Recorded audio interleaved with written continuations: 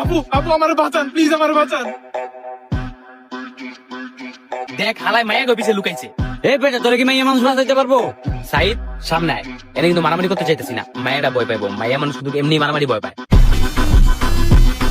এটা কোন ধরনের কথাবার্তা? মায়া মানুষ মারামারি দেখলে ভয় পাইবো মানে? আরে মায়া মানুষ মারামারিতে ভয় পায় না, মায়া মানুষ মারামারি আরো পছন্দ করে। আমরা তো চাই পোলারা মারামারি করে একজন আরেকজনের মাথা ফাটাতে। আপনারা মারেন, আমার তো কোনো সমস্যা নেই, আমরা ভয় পাইতে দেবো কি লিগা? কিন্তু আমরা পোলাগুলোকে মারামারি করি না, কারণ কিন্তু আমরা মায়েরা মায়েরা মারামারি করি, একটা একটা চুল ছিড়ালে আমরা ঘরের মধ্যে মারামারি করতে পছন্দ করি। আপনাকে মতো রাস্তায় গলিতে গলিতে মারামারি করি না, আর আপনাকে মতো বন্ধু বান্ধবের মধ্যে এত এত বাজে নাম কম বাজে, এই কারণে কম মারামারি করি। কিন্তু তার মানে তো এটা না যে মারামারি দেখলে আমরা ভয় পাবো, আমরা এত বেশি ভয় পাই না। শুধু শুধু ফাউল কথা কইবেন না, যদি আপনারা ঠেকাই দিই তাহলে তো তোমরা মারতে পারবেন না। আমরা মারামারি ভয় পাই, এই থিমটা আপনারা মাথা দিতে রাখবেন না। আমরা কিন্তু প্রচুর পরিমাণে মারামারি করি। এই যে ঘর সংসারে যে ঝগড়াঝাটি হয়, ঝগড়া করে কেটে লাগে জানেন, বেরিয়ে লাগে, কারণ বেরিয়ে ঝগড়াঝাটি ভয় পায় না। জামাই মেয়েরা ফাটাইলে জামাই লাগে তর্ক করে কি লেগে কত, কারণ আমরা মারামারি ভয় পাই না। কিন্তু হ্যাঁ, আমগুলো সচরাচর মারামারি করতে দেখা যায় না, কারণ আমরা শারীরিকভাবে দুর্বল, ভয় পাইতে যাবো কেন? কি আশ্চর্য ব্যাপার! আপনারা